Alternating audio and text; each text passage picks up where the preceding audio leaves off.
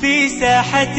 للعلم كنا نلتقي، والحب والإخلاص زاد قلوبنا، نمضي إلى نور اليقين ونرتقي قمم الفلاح وتاجنا أخلاقنا. في ساحة للعلم كنا نلتقي، والحب والإخلاص زاد قلوبنا، نمضي إلى نور اليقين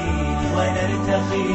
قمم الفلاح وتاجنا أخلاقنا. نسعى إلى طلب العلوم وفهمها حتى تضيء بشمسها أرواحنا، للدين والدنيا جمعنا أمرنا كي لا يضل عن الحضارة ركبنا. نسعى إلى طلب العلوم وفهمها حتى تضيء بشمسها أرواحنا، للدين والدنيا جمعنا أمرنا كي لا يضل عن الحضارة ركبنا. ومعلمات كم أضأن مشاعلا للعلم والأخلاق فيما بيننا، كم للعقول شرعنا أبواب بسم الله.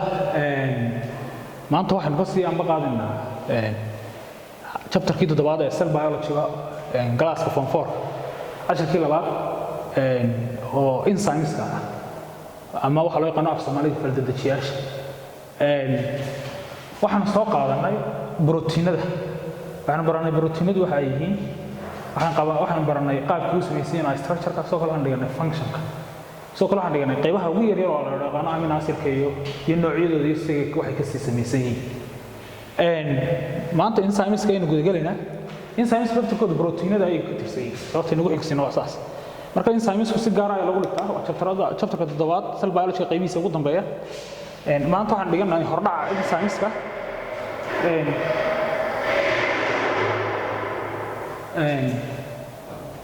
enzymeska marka ugu horeysa waxaan baran doonaa oo qeexi doonaa qeexida. waxaan ugu xidhi doonaa astaamaha ay leeyihiin. waxaan sheegi doonaa inta ayna loo qeybiyo. waxaan sheegi doonaa sida enzymeska u hawlgalaan iyo sida uu sameeyay inaan guda galno. hadhow waxaan sheegi doonaa waxyaabaha saameynta ku leh shaqada enzymeska ay qabanayaan iyo waxa jirka muhiimadda ugu jira. marka enzymesku arrimaha qodobadaas muhiimka ah ayaan ka sheegi doonaa. marka hore aan eegi doonaa enzymesku maxay yihiin. halkan baan u qeexnay enzymesku waa specialized globular proteins. horta waa borotiino gaar ah. borotiinada gaarka ah waliba globular proteins. borotiinada laba cayn shay bay sameeyaan. afartii structure aan soo dhiganay primary, secondary, tertiary iyo quaternary. laba cayn bay sameeyaan. ayada borotiinku waa globular ama fibrous. marka kun waa specialized. marka leenahay borotiinadu waa borotiino wareegsan, waana specialized. macnaheedu waa gaar ah, shaqo gaar ah. hadii uu shaygaas waa specialized, macnaheedu waxa looga jeedaa shaqo gaar uu qabanayo. marka waxa weeye macnaheedu waxa weeye specialized. waxaan ka wadnaa they do a specific function, shaqo gaar ah oo sababtaas borotiinka uu khaas noqday. shaqadoodu waxa weeye waxa uu shaqeeyaa sida wax loo yaqaan catalyst dedejiye. marka catalyst reaction-ada ay dedejiyaan. borotiinku waxa uu dedejinaya reaction ka soo dhacaya. marka la yiraahdo catalyst, magac kale ay leeyihiin enzymeska waxa loo yaqaan biological catalyst. marka catalyst waa dedejinta. halkan aan ku qeexnay catalyst wuxuu yahay catalyst. halka hore waxaan ku soo qeexnay enzymes. catalyst waa maxay? catalyst waxa weeye molecule kasta oo dedejiya chemical reaction, falgal chemical. molecule kasta oo dedejiya oo keenay inuu dhaqso u dhaco reaction ayaa la catalyst. molecule kaas wuxuu noqdaa unchanged. macnaheedu laga wada midaan isbedelayn at the end of the reaction. falgalka uu ka qayb qaato markuu dhamaado isma bedelayo, laakiin uu dedejinaya. marka molecule kasta any molecule which speeds up chemical reactions oo ku jirta kan ay ala catalyst. magaca la labaad ee enzymes ku leeyihiin baa loo bixiyaa catalyst, ama catalyst leh ama biological catalyst leh oo isku mid ah. marka waxaan ku aragnay qeexida. shaqadoodu waa maxay? to speed up reactions. enzymes wax kala qabtaan. shaqadoodu waa speed up reaction. chemical reactions ka dhigayaan shaqo kale inoo hayaan. كو marka waxaan soo diinaa maxaa astaamahooda kamida astaamahooda afar astaamood baan halka ku koobnay waxa kamida kow enzymes ku are specific marka leenahay waa gaar maxaan uga jeedaa waa specific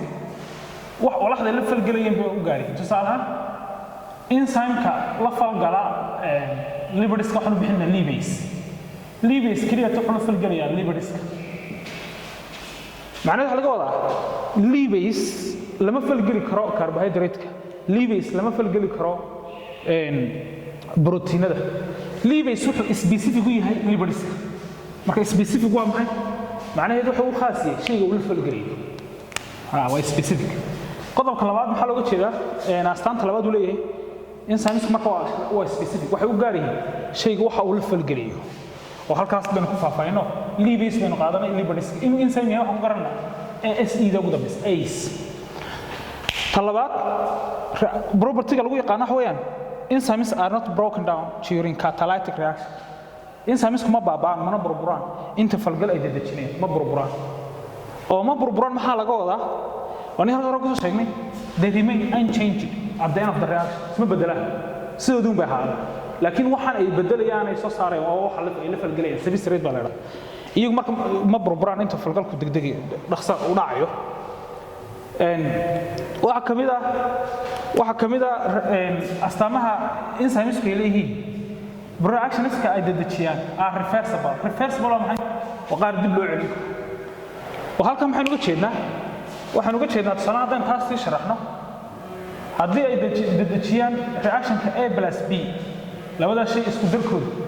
ay enzymes ka qayb qaateen waa reversible-ka labada calaamadood baa lagu muujiyaa oo macnaheedu waa maxay waxa soo baxaya AB walaxda AB laba shay baa isku daray A baan ku daray walaxda AB kadib waxay soo baxaysaa AB reaction-ka enzyme baa dadajiyay haddii loo baahdo in marka walaxdan dib loogu celiyo halkii doro lagu celin karaa labada falaadood si kala jeedad ku garnaa reversible reaction falgal kasto enzymes-ku ay dadajiyaan waa reversible maaha irreversible maaha laakiin waa reversible reaction dib baa loo celin karaa waxay ay sameeyeen haddii walax la sameeyay dib baa loo burburin karaa iyagoo enzymes-ku sidii lagu celin karaa taasna waa reversible reaction taana waxaan ku sheegnay in enzymes-ku aanay burburayn tan waxaan ku sheegnay waa reversible ta ugu dambaysa maxay sheegnaa enzymes-ku waxay ku dhamaadaan ACE marka la qoray magaceedu lipase protease amylase magacadan tirno ACE baa ugu dambeeya marka afarta astaamaad baan ku sheegnay koo inay khaas u yihiin waxay dadajinayaan in falgal kasto reactionada ay dadajiyaan aanu burburayn oo aanu baabacayn waxaan jeedaa in aan enzymes-ku aanay burburayn markay wax dadajinayaan in reaction kasto ay dadajiyaan uu yahay reversible oo hadhow tolo dib loogu celin karo ka yimid in enzymes-ka magacoodu ku dhamaado ACE waxaan u imanaynaa kuwaas waa astaamihii waxaan u imanaynaa inta loo qaybintooda laba siyaabood baa loo ku saleeyaa mar waxa loo eegaa walaxda ay ka kooban yihiin waxay ka kooban yihiin enzymes-ku are classified according to the number of protein part they contain number of protein part ama waxa loo yaqaan prosthetic group waxaan soo sheegnay in all enzymes are proteins dhammaantood waa proteinadu ka tirsan laakiin qaarkood waxay ka kooban yihiin protein bar qayb aan protein hayn baa la socota enzyme qaybta aan protein ka hayn enzyme-ka wehelisa waxa biology loo yaqaan prosthetic group marka waxaan eeginaa enzyme qaybta la socota waxaan la socda laftirkiisa ayaan eeginaa muxuu yahay ta laftirkiisa laba qaybood lagu kala qaybiyaa halkan aanu imanna marka inagoo marka enzymes-ka waxaanu qaybinaa inagoo u eegina prosthetic group marka qaybinta ugu horeysa waxa ku salaysan tahay waxaan ku salaynaa prosthetic marka la prosthetic group waa non protein part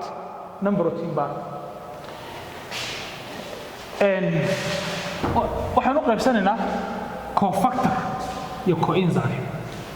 laakiin qaybinta waxaan ku saleeyay prosthetic group maxaan ka wadaa cofactor iyo coenzyme waxaan ka wadnaa haddii enzyme-ka ay la socoto ionic metal ion ko naqaan tusaale ahaan copper iron manganese magnesium iron hadday enzyme-ka hadday iron ula socdo oo enzyme-ka iron ku dhigsan yahay magaca uu qaadanaya wax loo bixinay cofactor marka macnaheedu waxa non protein part-ka enzyme-ka weliya ayaa iron metal iron weliba haddii se aanu enzyme-kaasi iron-kan weheliyo maxaan idhahdaa organic molecule waxaan ka wadnaa tusaalaan enzymes waxa uu heliyo ugu badan waa vitamin enzyme waxa ku dhisan vitamin marka hadduu enzyme vitamin la socdo waxaan u bixinaa coenzyme hadduu metal ion uu heliyana cofactor baynu bixinaa cofactor marka enzymeski waxaan u qaybinaa laba qaybood ama cofactor ama coenzyme inagoo u eegina metal ion buu ka sameysay oo la socda mise organic molecule hadduu metal ion la socdo waa cofactor metalku wuxuu noqon karaa copper iron manganese kuwaas haddii molecule la socdo lipid oo kale ama vitamin uu heliyo enzyme-kaas waxaan u bixinaa coenzyme waxaad garanaysaa marka organic molecule la socdo cofactorna ion baa la socda classification kale ayaan u qaybinaa inagu ku salayna where they work ama site of catalytic site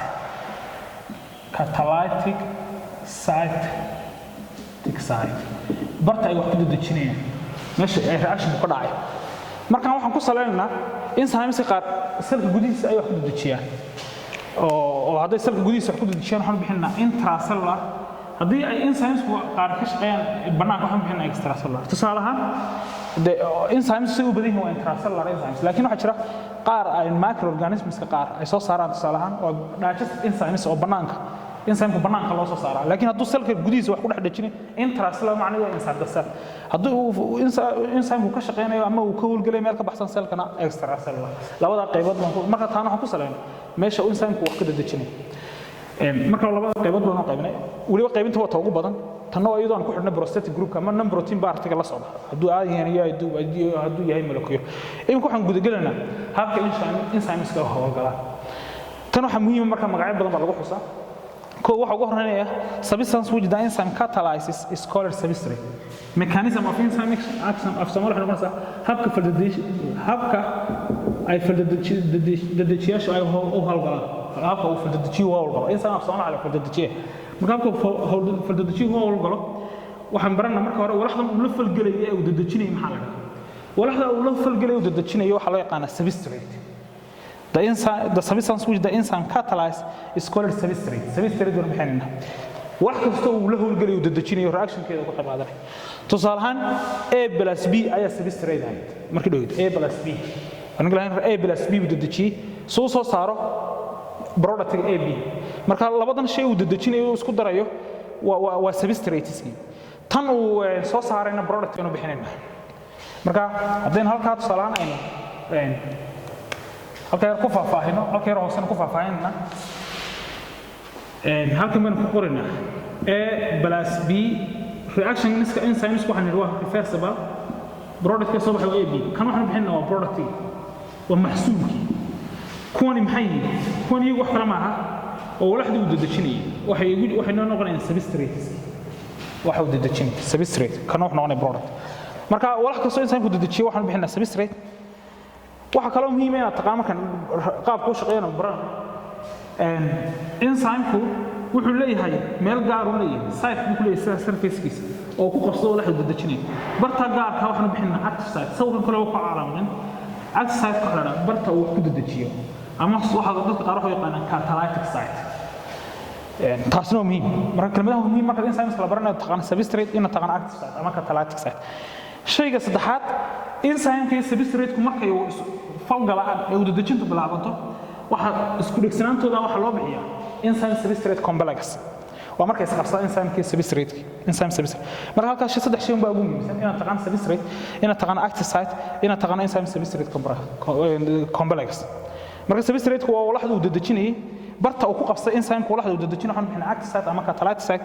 isku jirka enzyme ama isku dhegsanaanta marka uu shay enzyme-kiisa dhex galaan shay uu dadajinayo uu reaction-keeda uu soo saarayo isku jirka waxaan bixinaa isaysigaas enzyme substrate complex halkan aanu imanna marka halkan waxaan ku muujinay sawiraan